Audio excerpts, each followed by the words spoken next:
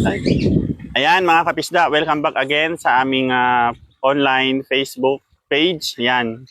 Ngayon po ay andito po tayo sa Concepcion Tarlac na. Opo. Yan. Andito tayo sa ginawang trapalpan ni Sir Michael. Yan. Yan yung asawa nila. Ito po yung asawa nila. Yan. Ang pinaka-supportive misis ni Sir Michael. So bali sila yung magbabantay dito at ipapakita namin sa inyo yung kanilang napakagandang setup. Yan.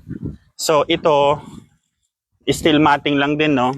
Pero Opo. yung sa inyo ang ginawa may nakalagay na ganito. Opo, pang support po para Bali, medyo tumibay. Para medyo tumibay. Oo. Pero optional na rin yun. Pwede kasing may ganito, pwedeng wala. So yung taas niya, bilangin natin yung square. 1, 2, 3, 4, 5, 6, 7, 8, 9, 10, 11, 12, 13, 14, 15, 16, 17, 18, 19, 20. Taas, no? Sinagad talaga. Pero okay lang. Oo, ang taas nito. Yung kanilang ginawa. Ayan. Siyempre, yung kanilang bubong, simple lang din. Yan, pakita natin. Yan. As in, ako, ang kakapal ng bakal, no? At saka UV plastic. Yan. Ito yung mas maganda rin para makapasok pa rin yung sinag ng araw. Opo. Which is malaking tulong yung sa ating inaalagang isda.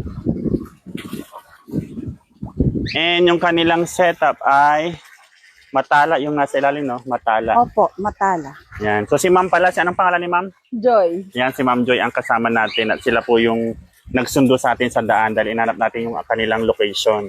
At syempre, naka-ready na rin yung isa pa nilang extra. Oh. Yan, I think nasa ano to, nasa 3 meter diameter kasi 5 meter diameter namin mas malawak pa rito. Mas malawak pa yung space. And eto, naka-ready na rin yung kanilang seedling tank. Itong seedling tank niyo, Ma'am, ano pong nakalagay sa loob? Ano po, graba, tsaka yung bato na gano'n. Mga bato-bato. Oo, buhangin. bato-bato, tsaka graba. Yan, ang galing naka-setup na rin. So, bali sila, walang nag-assist sa kanila, bali nanood na lang sa YouTube. Yung anak ko po, tsaka yung asawa ko lang. Yun. Tsaka yung kapatid ko, sila yung gumawa. Sila yung gumawa lang. Bilog Oo. na bilog, no? Kami lang. Kayo lang, no? Oo. Tapos yung nasa loob niya, may semento siya. Wala po, buhangin lang at tsaka lupa. Yan, buhangin lang, tsaka lupa. Yan. So, nakapatong lang ito. Opo. Yun. Yung mga kapisda, nakapatong na lang ito. Yun. So, iba't iba po. It's up to you kung paano nyo po i-prepare yung inyong pan. Importante naman, hindi naman siya. Ito naman kasi hindi naman to basta-basta nagagalaw gawa na may mga tubig naman. Mabigat yung tubig. Yung nakalapag lang daw siya, wala siyang semento. Wala po. Buhangin tsaka lupa lang. Pero dito po sa loob, ano siya, pa-slope. Opo, naka-slope po para yung dumi madaling Madaling lumabas. makalabas. Wala. Okay. Yun nga lang, medyo mahina yung aeration. Dahil ang kanilang aerator ay ito lang siya. 30 watts. So, maliit lang po siya. Pero mas maganda, malaki-laki ang tanong. Pero yung setup nila dito, okay. Para sa extra hangin pa to, no? Ang galing ng setup nila. I think baka sa Pinoy Palaboy na kapanood si Sir. Ito rin yung kanilang drainage nasa labas. Yan, inuulit ko po. Ito po ay lupa lang. Wala silang ginamit na semento. Nakapatong lang po ito. Yung steel matting. Yan yung 100% 50 and then overflow. Maganda ang pag-setup niya. Opo, maganda po. Busing, pwede po ba gamitin ng tubig na wasa? Pwede naman po basta pasingawin nyo po. I think may 3 days 3 days bago siya magagamit. Yun ang pagkakaalam ko pagka nawasa. Saan nyo po nabili yung ano nyo? Yung ito? In-order lang po ng asawa ko sa may Lazada yata. Lazada. Magkano pong ganito, Ma'am? Yung tarapal na ganito, sir. Oo. 7.5 po yung nabili namin. 7,500. Okay, pwede na rin. Halos magkalapit sa presyo nung 5 meter diameter. Ayan. Steel matting, paano yung naging diskarte nito, Ma'am? Sukat. Yung naging diskarte nila dito? Bali, 6x20 po yung steel matting na ginamit dito. 6x20 Oo. meter. Oo. Tapos, yung pagkabilog, diskarte Oo. sa pagkabilog, tignan natin. bali, dalawa Bibili po natin yung sa mga nagamit, kapisda. pero may sumobra naman sa isa. Oo. So, Ayan, ito yung parang pinatong lang naging po. pinatong lang. So, mayroon siyang sobrang parang isang dangkal, no? Isang dangkal para pwedeng mag-lock. Maging circular Pero, po yan. ni-winelding, no? Opo, winelding lahat. Winelding na lang nila. Tapos, yan. So, ito may sobra lininis lang siya. po sa loob para hindi mabutas. Kung sakali man may nakalabas na welding na ano dito. Oh, kumbaga yung mga matatalim. Oo, yung matatalim. Para hindi po mabutas yung grinder karakal. something. O, tapos nilagyan ng ganito. Mm-mm. Parang support. Pwede rin, no? Maganda rin yung Insulation ano. po. Oo, maganda rin may ganito. Paano. Tapos yung Para dito, di kaya po may mga plastic at saka linoleum para hindi lumabas yung lupa. Oo. Ay, ibig sabihin, nilagyan nyo yung steel matting, sabay meron pa siyang isang dangkal na lupa rin. Tapos, saka ipinatong itong trapalpan na ito. Ito, may lupa dito. May lupa siya dito na ganyang kataas, isang dangkal. Nakapatong tapos yung 4 ano. meter na lang po yata yung taas. 4 meter na lang yung taas. Bale 6 meters yung taas ng steel matting. Ito, Pero ito. 4 lang yung Hanggang ano ko. Kalahati ng ano. Tapos nakatali lang ng mga ganyan. No? Cable tie po. Cable tie. Nilagyan ng cable tie para medyo mahigpit yung kapit. Dito po, ano pong nailagay niyo po dito para di po ano matusok? Po?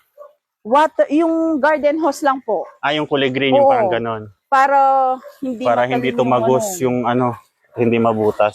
Para hindi mabutas. Ayan. So yan mga kapisda, sana nakatulong tong video na to para sa mga gustong mag-set up or mag-DIY o magsarili. Yan, yung kayo na mismo ang gagawa. Ito, gano'n lang ginawa nila. Actually, wala naman sa kanilang nag-guide. Kung di nasa YouTube lang. Nanood-nood lang sila sa YouTube.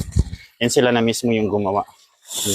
Maski yung kanilang seedling tank, then yung kanilang aerator. Yun nga lang, kailangan i-upgrade dahil maliit lang. Kaya yung hangin, hindi siya masyadong kuwan. Yung aerator hindi masyadong bumubuga. Mahina po, no? Track ako. Ano? Magkano po lahat ng budget kagaya niyan, boss? Ayan, shout out pala dyan, watching from Osaka, Japan. Yun, shout out sa mga nasa Japan, mga OFW. Magkano daw po yung nagastos nyo dito, ma'am? Siguro po nasa mahigit mga 15K po siguro. Mga 15K. Itong isang bilog lang na ito. Nasa 15,000 para lang mabuo ito. Pero yung 15,000 na yon kasama na po yung mga ganang seedling tank, mga kwan. 7.5 O, plus. hindi pa. Ito kasi Hindi pa kasama. So, ayun guys, 15,000. Ayun, so 15,000 po yung kanilang estimated, no?